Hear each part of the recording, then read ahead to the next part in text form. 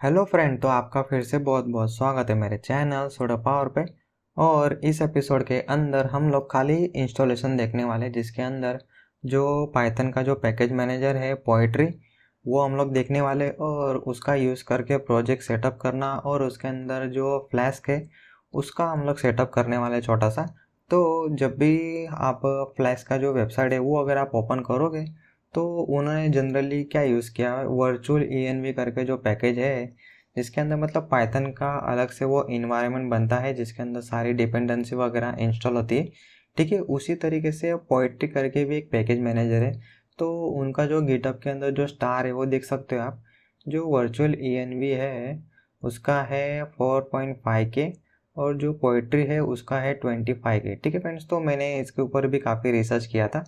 तो मैंने फाइंड किया है कि जो पोएट्री है वो खास करके जो बड़े बड़े प्रोजेक्ट है पाइथन के अंदर जो बनते हैं तो वो पोएट्री ज़्यादा यूज़ करते हैं। ठीक है, तो ये जो वर्चुअल ENV है ये मतलब काफ़ी इजी है यूज़ करना, लेकिन इसके लिए थोड़ा सा आपको कॉन्फ़िगरेशन करना पड़ेगा। लेकिन आप जब भी मतलब कोई बड़ी कंपनी के अंदर भी जाओगे तो वहाँ पे आपको पोएट्री का जो यूजेज है वो ज़्यादा दिखेगा। ठीक है फ्रेंड्स, तो इसलिए मैंने चूज़ किया कि मैं आपको भी वो पोएट्री ही सिखाऊँ। ठीक है फ्रेंड्स, तो ये पूरी सीरीज़ के अंदर हम लोग पोएट्री ही यूज़ करने वाले। और इन दोनों के बीच में जो डिफरेंस है वो ये जो लिंक है ये मैं डिस्क्रिप्शन के अंदर शेयर कर दूंगा। तो वहाँ से आप देख सकते हो, पढ़ सकते हो। उसके अंदर काफ़ी अच्छे से उन्होंने एक्सप्लेन किया है कि इन दोनों में से हम लोग को पोएट्री को क्यों चूज़ करना चाहिए। ठीक है, तो और उसी तरीके से ये जो लिंक है इसके अंदर पाइथन के जो स्टैंडर्ड है, मतलब फंक्शन का नाम कैसा होना चाहिए, वेरिएबल का नाम कैसा होना चाहिए, तो वो इसके अंदर शेयर किया हुआ है। तो वो भी आप देख सकते हो। ठीक है, तो काफ़ी सिंपल है। वो तो मैं आगे आपको कोडिंग सिखाने वाला हूँ क्लास के अंदर, तो वो एक एक रूल मैं आपको बता ही दूंगा। तो फ्रेंड, अभी आपको क्या करना है, तो मैंने ऑलरेडी जो, अगर आपने मेरा पिछला एपिसोड देखा होगा तो उसके अंदर मैंने आपको कुछ इस तरीके से वेबसाइट दिखाया था। तो इसका जो कोड है वो मैं ऑलरेडी गिटहब के अंदर अपलोड कर चुका हूँ।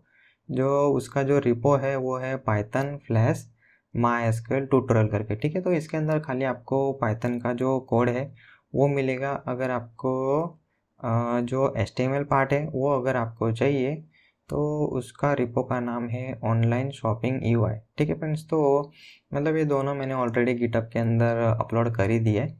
तो अगर आपको कोड अभी से देखना हो तो वो देख सकते हो।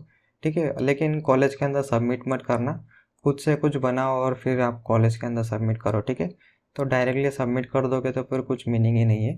तो इसके अंदर मैंने काफ़ी अच्छे से स्टेप बाय स्टेप सारे जो स्टेप है इंस्टॉलेशन के स्टेप मैंने काफ़ी अच्छे से इसके अंदर लिख के रखा है। तो सबसे पहले तो आपको जो पोएट्री जो सॉफ्टवेयर है, पैकेज मैनेजर है पाइथन का, वो आपको इंस्टॉल करना है। ठीक है फ्रेंड्स, तो अगर आपने मेरा पिछला एपिसोड देखा होगा तो उसके अंदर मैंने को ऑलरेडी बताया था कि ये जो सीरीज़ है ये स्टार्ट करने से पहले आपको कौन कौन सी चीज़ें आनी चाहिए। ठीक है, तो पाइथन, फिर जावास्क्रिप्ट, फिर डेटाबेस, फिर बूटस्ट्रैप CSS, ये चीज़ें ऑलरेडी आपको आती है, मैं ऐसा अज्यूम करूँगा। ठीक है, तो अभी इसके अंदर ऑलरेडी मतलब पाइथन आपके कंप्यूटर के अंदर होना ही चाहिए। उसके बाद आपको ये जो स्टेप है वो फॉलो करना है। ठीक है, तो सिंपल यहाँ से ये जो कमांड है वो कॉपी करो। उसके बाद आपको ओपन करना है पावर शेल। ठीक है, तो जिसको हम लोग विंडोज़ का कमांड प्रॉम्प्ट भी बोल सकते हैं।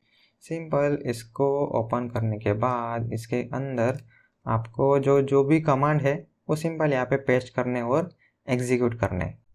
और फिर अगर आप ये जो कमांड मैंने लिखे हुए, अगर आपको ये कमांड रन करते वक्त कुछ इस तरीके से एरर आती, PS1 can not be loaded because running script is disable on this system. ठीक है, तो इस केस में आपको क्या करना है, तो सिंपल यहाँ पे एक सिंपल सा कमांड है, इसको आपको करना है कॉपी और आपके कमांड प्रॉम्प्ट के अंदर सिंपल पेस्ट कर दो और इसको रन कर दो। ठीक है, तो आपकी ये जो परमिशन वाली जो प्रॉब्लम है वो प्रॉब्लम नहीं आएगी। ठीक है, तो आप देख सकते हो एक्चुअली मैंने तो ऑलरेडी इंस्टॉल करके रखा है पोएट्री, तो इसलिए वो बता रहा है कि ऑलरेडी इंस्टॉल। उसके बाद नेक्स्ट स्टेप आपको फॉलो करना है, ये जो पाथ है वो आपको आपका जो कंप्यूटर है, मतलब ये जो सॉफ्टवेयर है पोएट्री इंस्टॉल होने के बाद उसको आप डायरेक्टली एग्जीक्यूट नहीं कर सकते क्योंकि उसको मिलेगा ही नहीं। इसलिए आपको उसको कुछ इस तरीके से इन्वायरमेंट वेरिएबल के अंदर सेट करना है। और इसके अंदर आपका जो कंप्यूटर का जो यूज़र नेम है तो उसको आपको यहाँ पे अपडेट करना नहीं भूलना है। तो आप देख सकते हो मेरा यूज़र नेम यहाँ पे दिखा रहा है किरण, तो वही मैंने सिंपल यहाँ पे लिख दिया है, ठीक है। तो उसके बाद आपको सिंपल इंटर कर देना है। तो आपका जो भी पोएट्री का जो सॉफ्टवेयर है वो इन्वायरमेंट पाथ के अंदर ऐड हो जाएगा। और उसके बाद सिंपल अगर आप लिखोगे पोएट्री हाइपन वर्जन, तो वो आपका जो भी पोएट्री वर्जन इंस्टॉल हुआ होगा उसका यहाँ पे वर्जन नंबर बताएगा, ठीक है। तो ये अगर कमांड काम कर रहा है अच्छे से, मतलब समझ लेना पोएट्री आपके कंप्यूटर के अंदर अच्छे से इंस्टॉल हो गया, ठीक है। तो अगर आप ये एपिसोड फ्यूचर के अंदर देखोगे तब तक तो ये थोड़ा बहुत अपडेट हो ही चुका होगा, ठीक है। तो नेक्स्ट अभी हम लोग डायरेक्टली बनाते हैं प्रोजेक्ट। तो सिंपल आपको क्या लिखना है, पोएट्री न्यू, और उसके बाद आपका जो भी प्रोजेक्ट का नाम होगा वह प्रोजेक्ट का नाम इसके अंदर लिख सकते हो। तो अभी मैं चला जाता हूँ डॉक्यूमेंट फोल्डर के अंदर, और इसके अंदर अभी आपको एक कमांड एग्जीक्यूट करना है। और इसके अंदर आपको पोएट्री लिखना है, उसके बाद न्यू, और उसके बाद आपका जो भी प्रोजेक्ट है उसका नाम मैं यहाँ पे लिख देता हूँ पोएट्री फ्लैश माइस्क्यूएल डेमो, ठीक है फ्रेंड्स। तो ये जो डेमो है इसके अंदर अभी हम लोग पूरा कोड करने वाले, मतलब ये फोल्डर के अंदर। तो आप जैसे ही पोएट्री न्यू और यहाँ पे प्रोजेक्ट का नाम लिखोगे तो ये क्या करेगा, आप पहले तो इंटर कर दो, उसके बाद वो मतलब पूरा एक फोल्डर बना देगा। और उसके अंदर मतलब जो पोएट्री के लिए जो जो रिक्वायर फाइल है वो उसके अंदर रख देगा। तो हम लोग अभी उसके अंदर जाते हैं सीडी करके डेमो, और इसके अंदर अभी हम लोग वीएस कोड को ओपन कर लेते हैं। कोड और डॉट लिखोगे तो ये जो करंट फोल्डर होगा वो वीएस कोड के अंदर ओपन हो जाएगा। तो कुछ इस तरीके से हमारा प्रोजेक्ट यहाँ पे ओपन हो चुका है। और इसके अंदर आपको पहले तो आपका जो भी प्रोजेक्ट है उसका फिर से यहाँ पे फोल्डर बनेगा, टेस्ट नाम का फोल्डर इसके अंदर बनेगा। और ये जो है इसको हम लोग बोलते हैं पैकेज फाइल। इसके अंदर आप मतलब इस प्रोजेक्ट के अंदर जो भी आप पैकेज इंस्टॉल करने वाले हो, ठीक है, तो वो इसके अंदर सारे नोट होंगे। मतलब आप फ्यूचर के अंदर जब भी आप ये प्रोजेक्ट फिर से आपको सेटअप करना है तो इसके अंदर से वो सारे डिपेंडेंसी लेता है और वो 1 बाय 1 इंस्टॉल करता है, ठीक है फ्रेंड्स। तो वो आपको आगे पता चल जाएगा। उसके बाद इसके अंदर readme.md करके एक फाइल है, ठीक है। तो सिंपल उसके अंदर हम लोग डॉक्यूमेंटेशन लिख सकते हैं। और इसके अंदर मैं आपको दिखा देता हूँ कि मैं कौन कौन से एक्सटेंशन यूज़ कर रहा हूँ। तो ऑटोपैप करके जो एक्सटेंशन है, मतलब जिसके अंदर पाइथन का जो कोड है वो हम लोग फॉर्मेट कर सकते हैं इजीली, तो वो मैंने इंस्टॉल करके रखा हुआ है। उसके बाद पाइलांस करके जो मतलब माइक्रोसॉफ्ट का ही देख सकते हो आप, ठीक है। तो पाइथन के रिलेटेड मतलब जो छोटी छोटी फंक्शनलिटी है वो हम लोग को मिल जाएगी। और जो पाइथन है उसका भी मैंने इंस्टॉल करके रखा है। और ये जो थीम है उसके लिए मैं थीम के लिए यूज़ कर रहा हूँ सिंथ वेव करके, ठीक है। वो तो आपको आपके ऊपर डिपेंड करता है आपको कौन सी थीम अच्छी लगती। फिलहाल तो मैं ये यूज़ कर रहा हूँ। और ये जो लाइव सर्वर है जिसका यूज़ करके हम लोग जो फ्रंट एंड है वो हम लोग रन करते हैं, ठीक है। तो इतने सारे जो एक्सटेंशन है वो मैं फ़िलहाल यूज़ कर रहा हूँ, ठीक है। तो अभी हम लोग नेक्स्ट जाते हैं, और नेक्स्ट है यहाँ पे पोएट्री इंस्टॉल। तो सबसे पहले तो आपको पहले तो हम लोगों ने प्रोजेक्ट बना लिया, अभी उसको वीएस कोड के अंदर हम लोगों ने ओपन कर लिया। अभी हम लोग इसके अंदर टर्मिनल ओपन करते हैं, और इसके अंदर आपको पोएट्री इंस्टॉल करके सिंपल जैसे ही कमांड आप एग्जीक्यूट करोगे तो वो क्या करेगा, तो यहाँ पे उसका खुद का एक वर्चुअल इन्वायरमेंट बना देगा। मतलब आप जो भी डिपेंडेंसी इंस्टॉल करोगे तो ये प्रोजेक्ट के लिए वो सेपरेटली अलग से वो मतलब उसके अंदर ही स्टोर करेगा, ठीक है। और मतलब आप फ्यूचर के अंदर दूसरा कोई प्रोजेक्ट बनाते हो तो समझो इसके अंदर हम लोगों ने पाइथन 3.10 यूज़ किया है, अगर दूसरा जो प्रोजेक्ट है उसके अंदर 3.11 यूज़ कर रहे हैं तो मतलब वो क्लैश नहीं होगा, ठीक है। तो इसलिए हम लोग खास करके पोएट्री यूज़ करते हैं। तो पोएट्री इंस्टॉल हो गया। उसके बाद नेक्स्ट अभी हम लोग को क्या करना है, तो सेटअप फ्लैश, इसके अंदर इसको मैं सिंपल कर लेता हूँ कॉपी और यहाँ पे कर दो पेस्ट। तो ये जो फ्लैश है ये जो लाइब्रेरी है या फिर उसको डिपेंडेंसी आप बोल सकते हो वो इंस्टॉल हो जाएगी। तो आप देख सकते हो ये जो हमारी पैकेज फाइल है .toml, उसके अंदर फ्लैश जो डिपेंडेंसी है वो इंस्टॉल हो चुकी है। और उसका जो वर्जन है वो है 2.3.2, ठीक है फ्रेंड्स। तो ये वीडियो अगर आप फ्यूचर के अंदर देखोगे तो आपको थोड़ा सा ये जो फ्लैश के और ये जो पाइथन है इसका वर्जन बढ़ जाएगा, ठीक है। तो जो लेटेस्ट वर्जन है वही आपको यूज़ करना है। मैं जो यूज़ कर रहा हूँ वही आपको यूज़ करना है, ऐसा कंपलसरी नहीं है। तो नेक्स्ट स्टेप है, आपका जो भी प्रोजेक्ट का नाम होगा उसको आपको मेन फोल्डर से रीनेम कर देना है। तो सबसे पहले हम लोग प्रोजेक्ट के अंदर आ जाते हैं और ये जो नाम है इसको आपको रीनेम करना है, ठीक है। तो उसको मैंने रीनेम कर दिया मेन से, और इसके अंदर आपको एक फाइल बनाना है जिसका नाम आपको कंपलसरी रखना है app.py, ठीक है फ्रेंड्स। तो मतलब आप नाम तो कुछ भी रख सकते हो, लेकिन app.py क्यों रखते हैं, क्योंकि अभी हम लोग फ्लैश एप्लीकेशन बना रहे हैं और जो फ्लैश एप्लीकेशन होता है वो बाय डिफ़ॉल्ट जो app.py फाइल है वो बाय डिफ़ॉल्ट वो फैच करता है, ठीक है। तो हम लोग को अलग से मतलब मेंशन नहीं करना पड़ता इसलिए। और ये जो py project .toml जो फाइल है इसके अंदर जो आपका पैकेज का नाम है इसको भी आपको कुछ इस तरीके से मेन से रीनेम कर देना है। और इसके अंदर अगर आप चाहो तो आपका नाम भी यहाँ पे लिख सकते हो, और आपका जो भी गिटहब आईडी होगा या फिर जीमेल होगा वो आपको इसके अंदर लिख देना है। और अगर इसके अंदर आप गिटहब आईडी लिखोगे तो अच्छी बात है, ठीक है। तो कुछ इस तरीके से आप अपडेट कर सकते हो, और पैकेज के अंदर ये मेन और यहाँ पे फोल्डर को भी आपको रीनेम कर देना है मेन से। तो नेक्स्ट अभी आपको कुछ इस तरीके से सिंपल सा कोड ऐड करना है। इसको मैं यहाँ पे फिलहाल तो कर लेता हूँ कॉपी, app.py के अंदर जाओ, इसके अंदर पेस्ट कर दो, ठीक है। तो इसके अंदर हम लोगों ने ऑलरेडी यहाँ पे फ्लैश जो लाइब्रेरी है इंस्टॉल करके रखा है, तो उसमें से हम लोग ये जो फ्लैश मॉड्यूल है उसको हम लोग इंपोर्ट करेंगे, फिर उसका हम लोग सिंपल ऑब्जेक्ट बनाएंगे, और ये जो ऑब्जेक्ट है वो हम लोग को एक फंक्शन प्रोवाइड करता है जो है राउट।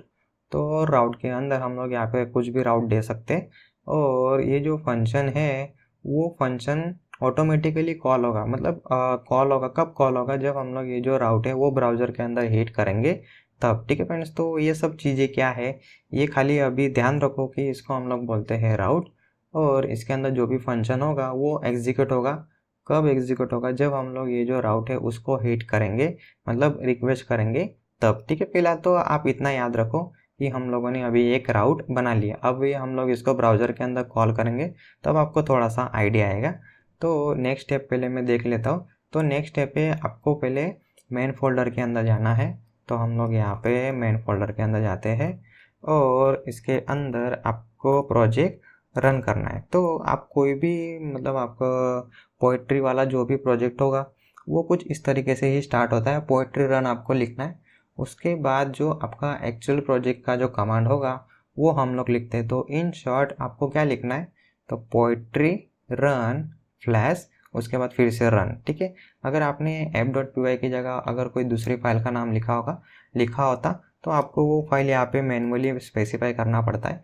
तो फिलहाल तो हम लोगों ने app.py रखा हुआ है, इसलिए हम लोग को यहाँ पे अलग से कुछ स्पेसिफाई करने की ज़रूरत नहीं पड़ रही, ठीक है। और ये मेन फोल्डर के अंदर जाना मत भूलना, याद रखना। अगर आप ये जो फोल्डर है पाइथन फ्लैश इसके अंदर हो खाली तो फिर ये कमांड काम नहीं करेगा। आपको मेन फोल्डर के अंदर जाना है, जो मेन फोल्डर अभी हम लोगों ने बनाया उसके अंदर जाना है, उसके अंदर आपको ये कोड एग्जीक्यूट मतलब ये जो कमांड है वो एग्जीक्यूट करना है, ठीक है। क्योंकि जो हमारी मेन फाइल है मतलब app.py जो फाइल है वो मेन फोल्डर के अंदर है, ठीक है।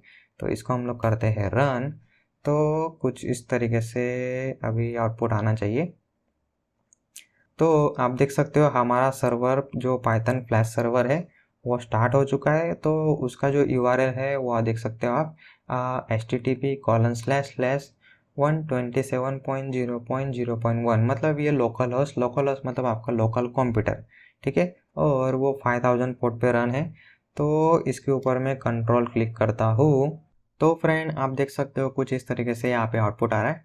अगर आप यहाँ पे स्लैश लिखोगे तो भी आपको सेम ही आउटपुट आने वाला है, क्योंकि हमारा जो राउट है वो उसके अंदर हम लोगों ने खाली स्लैश रखा हुआ है, ठीक है।